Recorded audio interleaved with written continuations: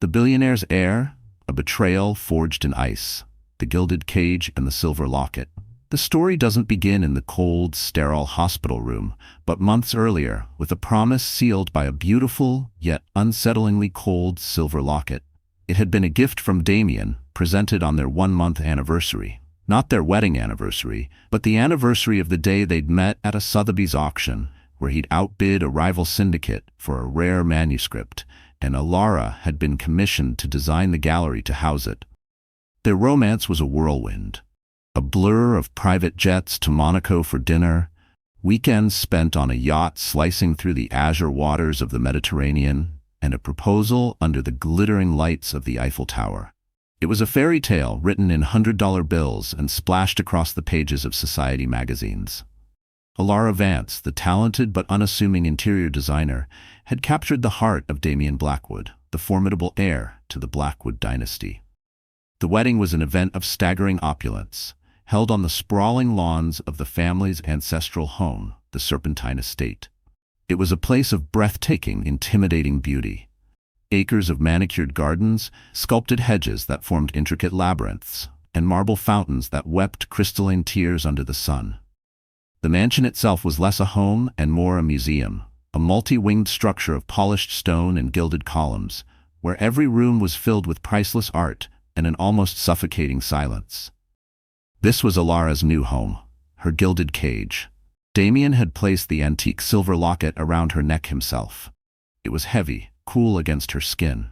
A Blackwood family heirloom, he'd murmured, his voice a low thrum against her ear. It's been passed down for generations. It belongs to you now. The gesture was meant to be one of inclusion, a key to the dynasty. But even then, in the haze of love and luxury, a small, quiet part of her felt the chill of the metal, not as a promise, but as a brand. Life at the Serpentine Estate was an education in emotional frost. The Blackwood family, particularly Damien's mother, Eleanor, moved through the echoing halls with a regal detachment. Eleanor was a woman carved from ice, her compliments always double-edged swords. "That design firm of yours, dear," she'd once remarked during one of their excruciatingly formal family dinners, her voice cutting through the clinking of silver on porcelain. "It's a charming hobby. It's so important for a woman to have hobbies." She paused, taking a delicate sip of wine, her eyes locking on to Elara's over the rim of the crystal glass. "Tell me, what is it you actually do with all those little fabric swatches? Does it keep you busy?" The questions were delivered with a smile so thin it could have slit a throat. The word hobby hung in the air, reducing Elara's nationally recognized award-winning career to something one does between charity luncheons and tennis lessons. Elara felt the eyes of every Blackwood relative at the long, polished table turn to her. She looked to Damien for support, for any sign of defense, but found none. He simply swirled the deep red wine in his glass, a tight, unreadable expression on his face, offering only a slight dismissive shrug, as if to say, "What can you do?" He never did defend her. He saw her success as a quaint accessory, like a well-chosen handbag, something to be admired but ultimately unimportant in the grand scheme of his world. The red flags, at first, were subtle.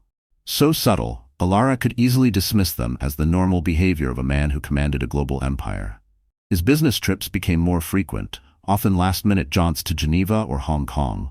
He'd call, his voice distant and crackling over the satellite phone, always preoccupied. The physical distance was one thing, but the emotional chasm that was opening between them was far more alarming. He was present, but never truly there. His eyes would look past her, already focused on the next deal, the next conquest. Then came the name. Serafina Dubois. He mentioned her with a casualness that felt rehearsed. "I have to fly to Paris. We're closing the Moreau acquisition," he'd said one evening, shrugging on a tailored coat that probably cost more than her first car. "Serafina Dubois is the new consultant handling the final negotiations. She's brilliant, very efficient." He'd paused on that word, a flicker of something in his eyes that Elara couldn't quite decipher. The name meant nothing to her then. Just another cog in the massive impersonal machine of Blackwood Industries. A name. An inconvenient name that required her husband to be an ocean away for weeks at a time. Loneliness became her constant companion in the cavernous estate. The staff were polite but distant, their loyalty sworn to the Blackwood name, not to the new bride. In those long, silent evenings, Elara found herself drawn to the locket again and again. It was her only tangible link to the legacy she had married into, this family heirloom that was supposed to make her one of them. She would run her thumb over the intricate serpentine carvings on its surface. One night, curled up in a window seat overlooking the moonlit gardens, her fingers found a tiny, almost invisible seam. A clasp. She'd never even realized it could be opened. With a little pressure from her fingernail, it clicked open. Inside there was space for 2 miniature portraits, both empty. But it was the inscription on the inside of the silver lid that made her breath catch. The lettering was delicate, old-fashioned, and partially worn away, but she could still make it out. For S, my only choice. S, her mind raced. Who was ancestor? A long-lost love from a forgotten generation of Blackwoods? It had to be. This was an antique, a family heirloom. It was just a relic from the past, a ghost from a story that wasn't hers. She traced the elegant curve of the S with her fingernail. Samantha? Sarah? Then an intrusive, chilling thought slithered into her mind. Serafina? No. She pushed it away instantly. Don't be ridiculous, Elara, she whispered to the empty room. She was letting the loneliness, the coldness of this house make her paranoid. Attaching a modern name to an antique inscription was the very definition of madness. She snapped the locket shut, her heart hammering against her ribs. She told herself it was nothing. A coincidence. But the cold feeling of the metal now felt different. It felt like a lie. She tried to push it from her mind, focusing instead on a new, secret joy. A few weeks later, a doctor in a quiet Manhattan clinic confirmed what she had suspected. She was pregnant. A surge of triumphant joy washed over her. This would change everything. A baby. A direct heir to the Blackwood dynasty. This would be the bridge across the chasm between her and Damien. This would melt the frost of his family. This would make her position in the Serpentine estate unassailable. This would make them a real family. She planned to tell him that night, to stage a perfect, romantic dinner. But he called late, his voice strained. Something's come up, Elara. A crisis with the Singapore shipping routes. I'll be late. He didn't come home until after 3 a.m., smelling of expensive whiskey and a faint, unfamiliar perfume that was definitely not hers. She had stayed up waiting, the uneaten dinner growing cold on the table, a mirror to the hope dying in her heart. She said nothing as he stumbled into their room, shrugging off his coat. Confrontation would do no good. Not now. She would wait for the right moment, for the baby to become their focus. The red flags were no longer subtle. They were giant, crimson banners waving in her face. It was a week later when the first major point of curiosity, the first thread of a much larger and more terrifying tapestry, presented itself. She was pregnant, her secret a warm, hopeful glow inside her. It was past midnight, and she was walking down the long, shadowed hallway toward their bedroom when she noticed a sliver of light from under the heavy oak door of Damien's study. She'd assumed he was already asleep. She paused, her hand resting on the door, about to push it open. Then she heard his voice. It was low, hushed, and laced with a tension she had never heard from him before. This wasn't the confident titan of industry. This was the voice of a man on a precipice. The arrangement stands, he was saying, his words sharp and clipped. The package must be secured. A pause. Elara held her breath, pressing her ear closer to the wood. I don't care what it takes. Just make sure it's handled discreetly before the deadline. Her blood ran cold. Package? Deadline? His tone was ruthless. She pictured back-alley deals, corporate espionage, the kind of brutal business tactics the Blackwoods were rumored to employ. No, it's not about her. Damien's voice sharpened with irritation, and Elara's heart seized. Was he talking about her? This is bigger than that. The timeline is critical. If this goes wrong, the consequences are unthinkable. Just get it done. The deadline cannot be missed. He hung up. The silence that followed was heavier than the darkness in the hall. Elara backed away from the door, her mind a whirlwind of fear and confusion. Who was he talking to? It wasn't a woman's voice she'd heard murmuring on the other end, but a man's. What package was so important? And what deadline was he so terrified of missing? She fled back to the safety of their master suite, her mind desperately trying to piece it all together. The trips, the perfume, the secret locket, Serafina Dubois, and now this. A secret call, a package, a deadline. It had to be business, just his ruthless business world. It was ugly and brutal, but it had nothing to do with her. With them, with their baby. She had to believe that. To believe otherwise was to stare into an abyss she wasn't ready to face. She pushed the fear down, placing a hand on her gently swelling stomach, focusing on the new life within her. This baby, she thought, would fix everything. She couldn't have been more wrong. Her pregnancy, which she hoped would be a bridge to Damien's heart, became the catalyst that revealed the horrifying truth of his intentions. The morning after she'd overheard his clandestine phone call, Elara decided she could no longer wait. The fear and suspicion that had gnawed at her for months had to be silenced by the one pure, undeniable truth she now possessed. A baby. Their baby.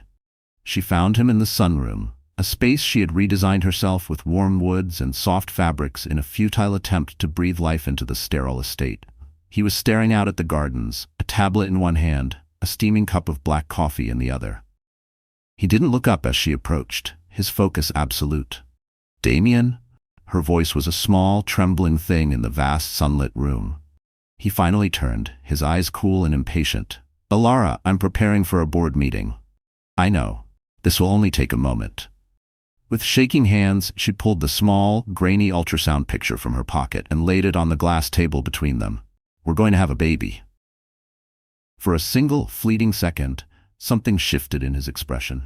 It wasn't joy, not exactly. It was something closer to sheer, unadulterated shock, a crack in the marble facade. His eyes darted from the image to her face and back again. But just as quickly as it appeared, the mask of cool indifference slammed back into place. He set his coffee cup down with a deliberate, soft click. He didn't reach for the picture. He didn't reach for her. "A baby," he stated, not as a question, but as a confirmation of a new variable in a complex equation. He looked at her, truly looked at her, and his next words landed like chips of ice on her heart. "The dynasty requires an heir, Elara, that's all." Her own heart stopped. "That's all?" she whispered, the words catching in her throat. "Damien, this is our child. Not a stock certificate." He picked up his tablet, his thumb already scrolling. "It's the most important stock certificate we'll ever produce," he said without looking up. "Don't be naive." And with that, he turned and walked out of the room, leaving her alone with the tiny black and white image on the table. "That's all." 3 words that dismissed every dream she had, every hope she'd nurtured. Their child wasn't a product of love. It was a corporate deliverable, a biological imperative for the Blackwood brand. The emotional detachment was no longer a flaw she could overlook. It was a fundamental, unchangeable part of him.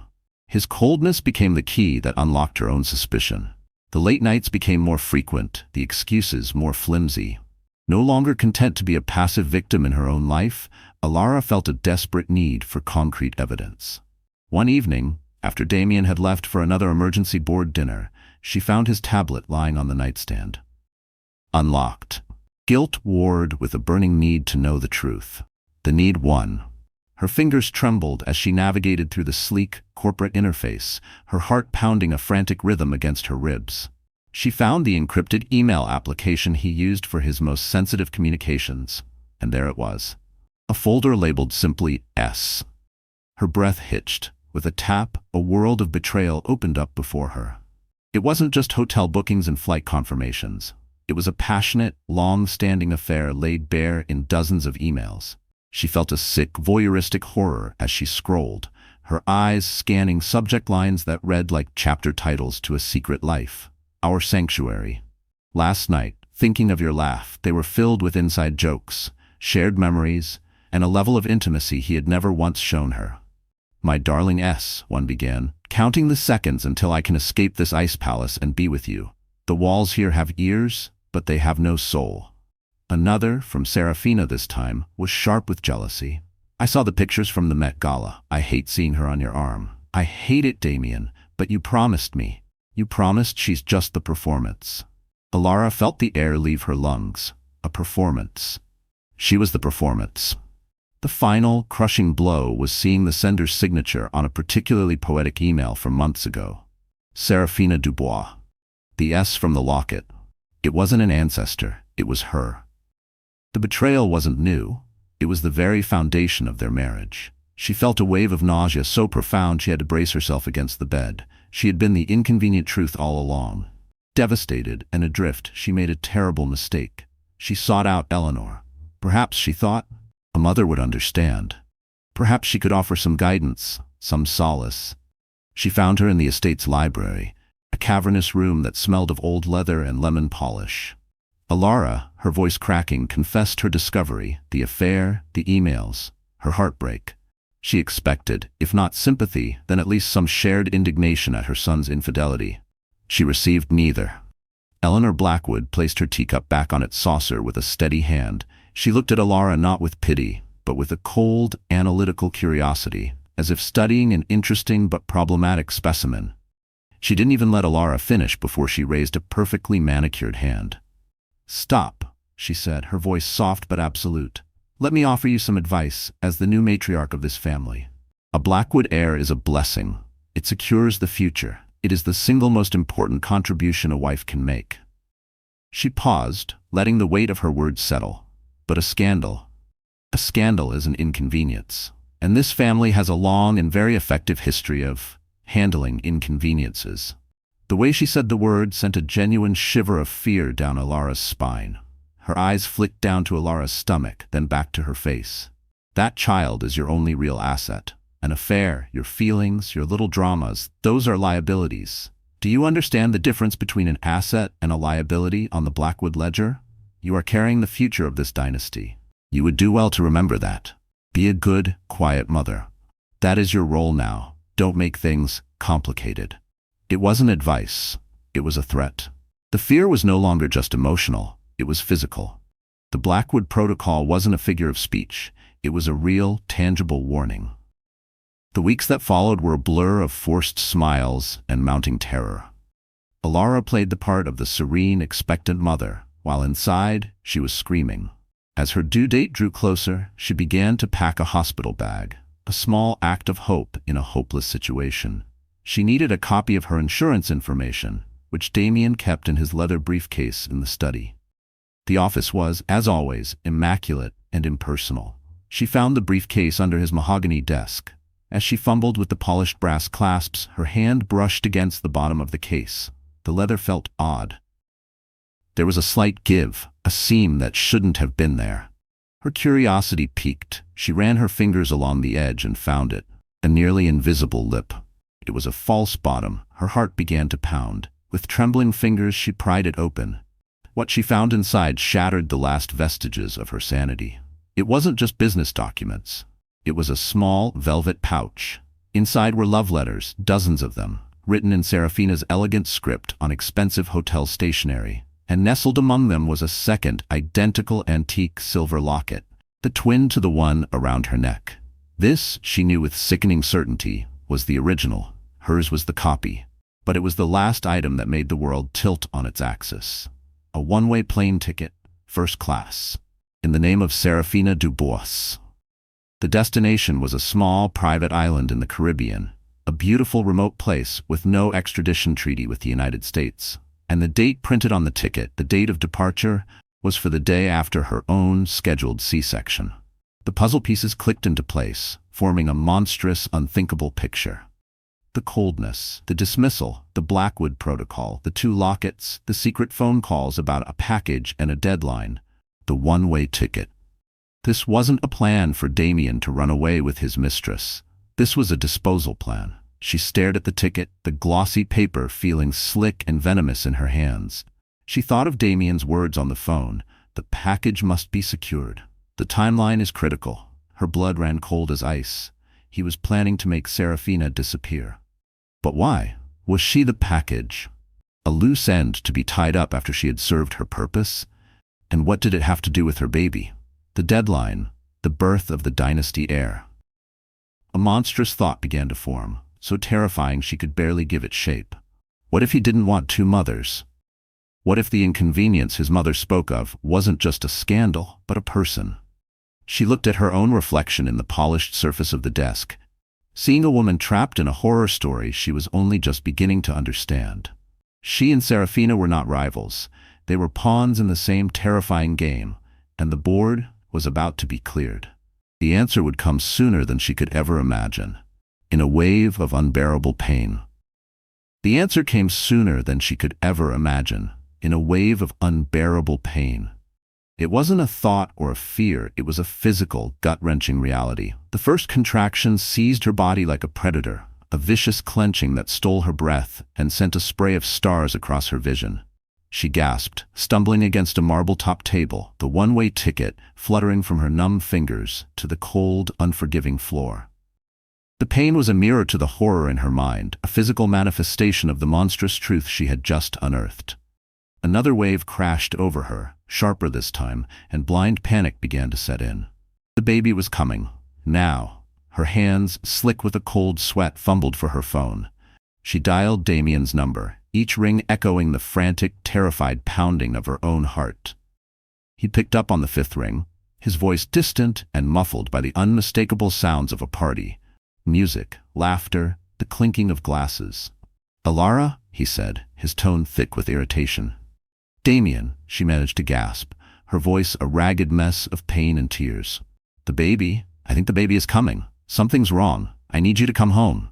Please." There was a pause on his end, long enough for her to hear him cover the phone and murmur something to someone else, followed by a light feminine laugh. When he came back on the line, his voice was clipped, devoid of any warmth or concern. "Can't this wait? I'm in the middle of closing a billion-dollar merger, Elara." The sheer coldness of it was staggering. "A merger?"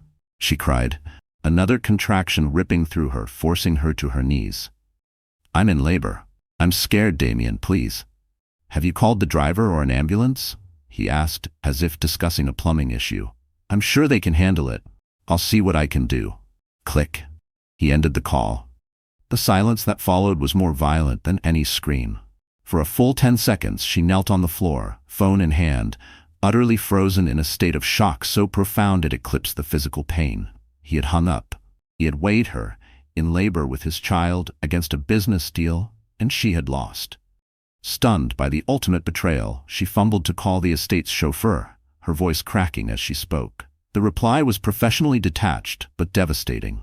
"My apologies, Mrs. Blackwood, but Mr. Blackwood took the main town car for the evening." Her next call confirmed her deepest fears. The second driver, she was informed by the head of security, was on an unexpected leave of absence for a family emergency. Of course he was. She was trapped, systematically isolated. Every escape route had been quietly, efficiently cut off. Her gilded cage now felt like a tomb. Desperate and sobbing, she dialed 911, her voice barely a whisper as she gave the address to the calm, procedural dispatcher on the other end. "Yes, ma'am. An ambulance is on its way. Can you tell me how far apart the contractions are?" Elara couldn't answer. Another wave of agony making it impossible to breathe, let alone speak. They promised an ambulance would arrive in 15 minutes. 15 minutes. An eternity. Each second stretched into a lifetime as the contractions grew stronger, closer together, pulling her down into a vortex of pain. She stumbled to the grand foyer, leaning against a cold marble pillar, the cavernous space mocking her with its emptiness, and waited. Where was her husband? At this critical moment, where was the father of her unborn child? Just as she thought the devastation couldn't possibly cut any deeper, her phone rang again. She snatched it up, a wild, foolish spark of hope igniting in her chest. Maybe he'd come to his senses. But the caller ID was an unknown number. She answered, her voice trembling. "Mrs. Blackwood?" a calm professional voice asked. "Yes? This is Dr. Alistair Finch from Havencrest Medical. I apologize for the unsolicited call, but I'm calling because your husband, Damien Blackwood, just rushed in with a patient. A Miss Serafina Dubois. She appears to be in labor." The world dissolved. The polished marble floor seemed to tilt beneath her feet. The doctor's words were a physical blow, knocking the air from her lungs, breaking something deep inside her that could never be repaired. He wasn't at a merger. He was at a hospital. The right place, but with the wrong woman. He had refused to come home for her, his pregnant wife, but he had rushed to the side of his mistress, who was also, impossibly, carrying his child. The rest was a blur. The wail of approaching sirens. The paramedics lifting her onto a stretcher, their faces a mixture of professional concern and poorly concealed curiosity. The chaotic, lurching ride in the ambulance, speeding towards the very same hospital where her husband was with another woman. As the city lights streaked past the window, a single thought repeated over and over in her mind, a frantic mantra of madness. The right hospital, the wrong woman. The right hospital, the wrong woman. The siren wasn't a sound of rescue. It was a scream of cosmic mockery. She lay on the gurney, tears streaming silently down her face, one hand clutching her belly, caught between the physical torment of labor and the emotional annihilation of the truth. He wasn't just leading a double life, he was orchestrating a double dynasty. 2 women, 2 babies, and he had made his choice. At Havencrest Medical, the cruelty of fate became a stage play. She was wheeled through the pristine, quiet halls, a flurry of nurses shouting medical jargon around her. Through the haze of pain, she caught a glimpse of the mahogany sign for the exclusive birthing suites at Havencrest, the private wing where women like her were supposed to give birth, surrounded by luxury and doting husbands. She knew he was in there, with her. Instead, they took Elara to a standard delivery room, functional and sterile, another anonymous patient in a system. Her friend Alyssa arrived, a warm, grounding presence in the cold chaos, her face a mask of fury on Elara's behalf. "I will end him," Alyssa whispered, her voice shaking with rage as she wiped the sweat from Elara's brow. But even her support couldn't pierce the thick fog of betrayal. They gave her an epidural, and the physical pain subsided to a dull pressure, but it only sharpened the edges of her psychological anguish. The hours crawled by, and then through the haze, she heard it. Voices in the hallway, sharp and angry, filtering through her partially open door. A man's voice, low and vicious, unmistakably Damien's. "You weren't supposed to come here. You've ruined everything." And then a woman's voice, high and pleading, "Serafina. The baby was coming. I panicked. What was I supposed to do?" "The plan was for you to be at the private clinic, the one I paid for." Damien hissed, his voice a venomous whisper. "Dr. Finch knows who I am, you idiot. He knows my wife. Do you have any idea how much exposure this creates?" "You think I wanted this?" Serafina sobbed. The pain started. "I called you, Damien. I called you. You were supposed to have a contingency." "The contingency was for you to follow the damn plan, not to parade yourself into the one place on earth you shouldn't be. My entire inheritance, decades of planning, is balanced on a knife's edge because you got scared." In that moment, lying helpless in a hospital bed, Elara finally understood the full, horrifying scope of the sinister plan. Serafina wasn't his beloved mistress. She was a tool, a surrogate, a vessel he had hired for a business transaction, one that was never meant to see the light of day. The one-way ticket, the secret calls, the package, it was all about taking Serafina's child and disposing of the mother. Her own unexpected act, full-term pregnancy, hadn't just been an inconvenience. It had been the complication that had thrown his entire meticulously crafted scheme into chaos. He wasn't choosing between his wife and his mistress. He was trying to manage 2 conflicting assets, and one of them had just gone rogue. The betrayal was so profound, so complete, it transcended heartbreak and settled into something else. A cold, hard resolve. A clarity born of absolute ruin. A nurse rushed in, her voice urgent. "Mrs. Blackwood, it's time. You're ready to push." The physical effort became a channel for her rage. Every push was not just to bring her son into the world, but to expel the poison of Damien's betrayal from her body. It was a primal, furious act of creation and destruction. Just before dawn, as the first gray light began to filter through the window, Elara gave one last final push, and a piercing, healthy cry filled the room. A boy. Her son, a nurse, smiling, placed the warm, swaddled bundle in her arms. He was perfect, blinking against the harsh hospital lights, his tiny hands curling into fists.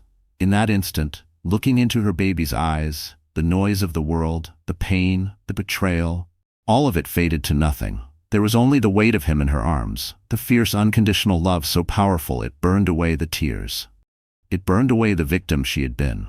As the nurse left them to bond, Elara held her newborn son, Leo, close. She didn't feel just love. She felt the fire of a warrior. The game had changed. And as she reached for her phone and made a quiet, deliberate call, she knew she wasn't just fighting for herself anymore. She was fighting for him. But for Elara, this was never about ruin. It was about building something new, from the ashes. 5 years later, the name Blackwood was no longer whispered in the hushed, fearful tones of scandal. Instead, it was spoken with respect and admiration in the city's most influential circles, synonymous not with a crumbling empire, but with a rising one, the Blackwood Foundation for Women and Children. The Serpentine estate, once a cold monument to generational arrogance, had been transformed. Elara, through a series of shrewd legal maneuvers and by leveraging the considerable assets awarded to her and her son in the divorce, had converted the main wing into the Foundation's headquarters. The cavernous ballroom, which had once hosted soulless galas for the uber-wealthy, now served as a vocational training center.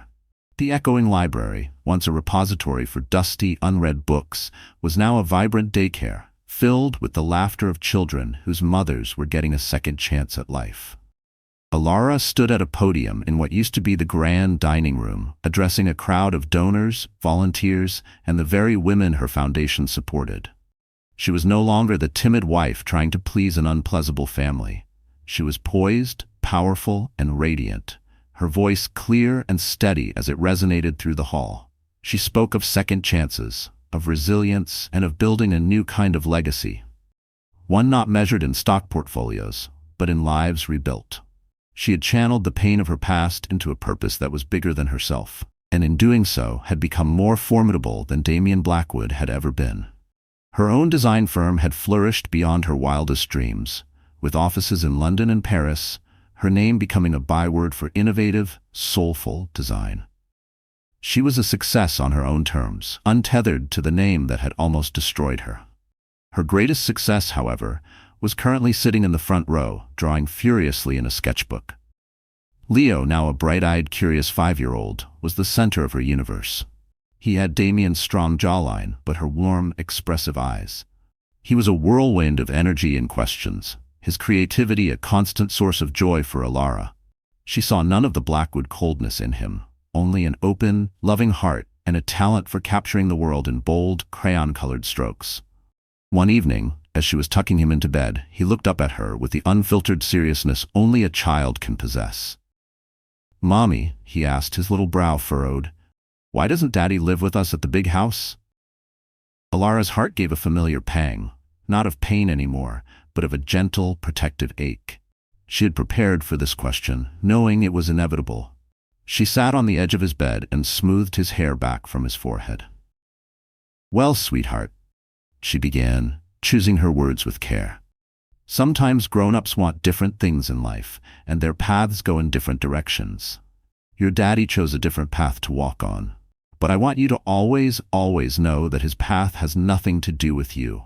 You were created from so much love from me, and you are the best thing that has ever happened in my world." "So he's just on a different road?" Leo asked, trying to grasp the concept. "Exactly," Elara said, kissing his forehead. "He's on a different road. But I'm right here, on this road, with you. Always." He seemed satisfied with that, snuggling into his pillows.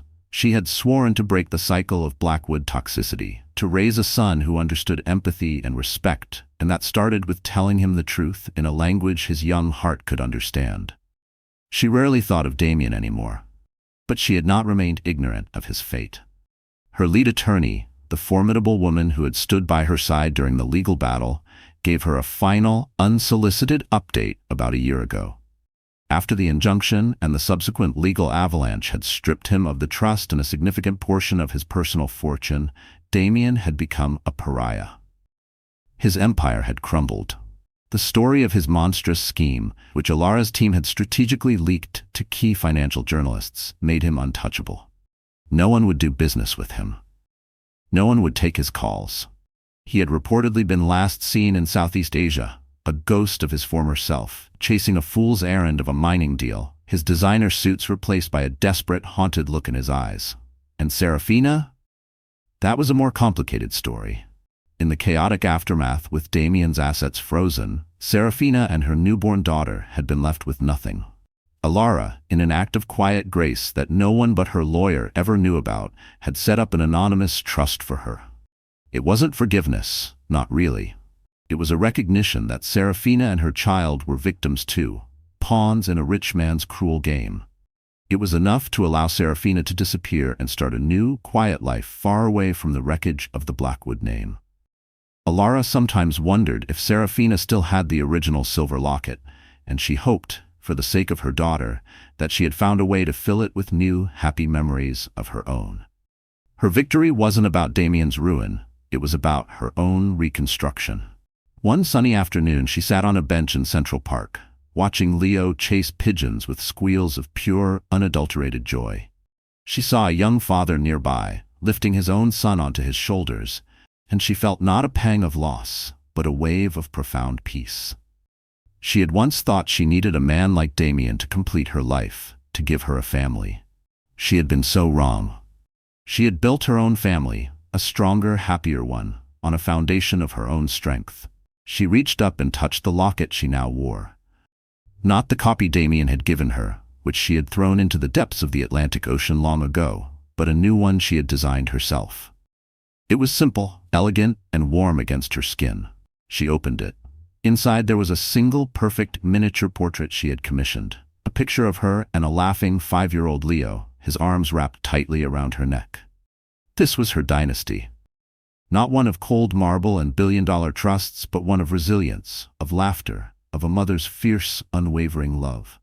She didn't need revenge or validation to find peace. She had spent years rebuilding, forging a life that was authentic and fulfilling, untainted by the scars of the past. Though the journey had been fraught with tears and turmoil, it had led her to this serene moment. Watching her son squeal in delight as a flock of birds took off into the bright, limitless sky. She realized that happiness, once so elusive, had found them after all. And in that instant, Elara knew this was her true victory. A life defined not by the man who had abandoned her, but by her own resilience, her son's laughter, and the unwavering conviction that even the deepest wounds could be transformed into a source of unexpected strength. He looked from the paper in his trembling hand to the woman he had so carelessly underestimated. In her eyes he saw not a broken wife, but the architect of his ruin. His empire had crumbled, not with a bang, but with the rustle of a single piece of paper. But for Elara, this was never about ruin. It was about building something new from the ashes. 5 years later, the name Blackwood was no longer whispered in the hushed, fearful tones of scandal. Instead, it was spoken with respect and admiration in the city's most influential circles, synonymous not with a crumbling empire, but with a rising one. The Blackwood Vance Foundation for Women and Children.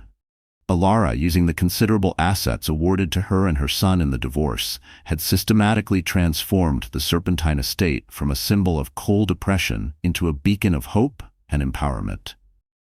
The cavernous ballroom, which had once hosted soulless galas for the uber-wealthy, now served as a state-of-the-art vocational training center, offering classes in coding, financial literacy, and entrepreneurship. The echoing library, once a repository for dusty, unread books, was now a vibrant daycare, filled with the joyful laughter of children whose mothers were next door, getting a second chance at life. Elara herself was transformed. She moved with a confidence that was earned, not inherited. She was a revered business leader, her own design firm having flourished beyond her wildest dreams with flagship offices in London and Paris. Her name became a byword for innovative, soulful design that prized human connection over sterile opulence. But more than a designer or a philanthropist, she was a mother. Her greatest success was a whirlwind of energy and questions named Leo. Now a bright-eyed, curious 5-year-old, he was the center of her universe. He had Damien's strong jawline, but her warm, expressive eyes. He showed none of the Blackwood coldness, only an open, loving heart, and a surprising talent for capturing the world in bold, crayon-colored strokes that she proudly displayed in her office. She rarely thought of Damien anymore. The legal battle had been swift and brutal. Faced with irrefutable evidence of fraud, the trustees of the Blackwood estate had moved to protect the dynasty from its disgraced heir. Damien, stripped of the fortune he had schemed to secure and ostracized from the world he once commanded, had simply faded away.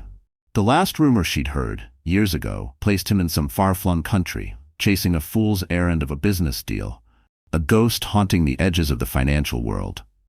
As for Serafina, she and her daughter had vanished in the chaotic aftermath. Elara, in an act of quiet grace that no one but her lawyer ever knew about, had set up an anonymous trust for her. It wasn't forgiveness, but a recognition that Serafina was just another pawn in a rich man's cruel game, and that her child deserved a life free from the wreckage of the Blackwood name. One sunny afternoon, Elara sat on a stone bench in the gardens of the estate. The very gardens that had once felt like the walls of her prison now felt like her sanctuary. She watched Leo chasing a butterfly across the lawn, his laughter a bright, beautiful sound that filled the air. She saw a young father nearby, lifting his own son onto his shoulders, and she felt not a pang of loss, but a wave of profound peace. She had once thought she needed a man like Damien to complete her life, to give her a family. She had been so wrong. She had built her own family, a stronger, happier one, on a foundation of her own resilience. She reached up and touched the locket she now wore. It wasn't the copy Damien had given her. That symbol of his lie had been thrown into the depths of the Atlantic Ocean long ago. This one was new, one she had designed herself. It was simple, elegant, and warm against her skin. She opened it. Inside, there was no empty space waiting for a man's approval. There was a single, perfect miniature portrait she had commissioned. A picture of her and a laughing 5-year-old Leo, his arms wrapped tightly around her neck in a fierce hug. She had reclaimed the symbol and rewritten its meaning. It was no longer about his choice. It was about hers. The choice to survive. The choice to fight back. The choice to build a new dynasty, not of cold marble and billion-dollar trusts, but of resilience, of laughter, and of a mother's fierce, unwavering love. She didn't need revenge or validation to find peace. Her victory wasn't his failure. It was her own happiness. It was the sound of her son's laughter carrying on the breeze. It was the unwavering conviction that even the deepest wounds could be transformed into a source of unexpected, beautiful strength. So that's how the story ends. Or maybe how something new begins. Hey, if you're still here with me right now, reading these final words, then maybe something in this story has touched your heart. Maybe it echoed something you felt, but never said out loud. And that's not an accident. Elara's journey reminds us of a painful but vital truth. Sometimes what seems like a dream can quietly become a cage. Love, when rooted in illusion and silence, becomes hollow. But in those quiet moments of heartbreak, something else grows. Clarity, strength, and the first seeds of freedom. As the Stoic philosopher Marcus Aurelius wrote, "You have power over your mind, not outside events. Realize this, and you will find strength." When Elara discovers the truth, when she starts to question the coldness cloaked in luxury, she isn't breaking down, she's waking up. And that's the message for you and me. Pain doesn't define us. What we choose to do with it does. Maybe you're in your own version of the serpentine estate. Maybe you felt invisible, unheard, or made to feel less than. But here's what I hope you take away from Elara's story. Your worth is not determined by someone else's attention, money, or status. Your peace is yours to protect. Your story is yours to rewrite. So if this message reached you, share it, like it, send it to someone who needs to remember their strength, and subscribe, because these aren't just stories, they're reminders that you're not alone, that healing is possible, that your next chapter can be stronger than the last. And now, let's keep walking forward, together.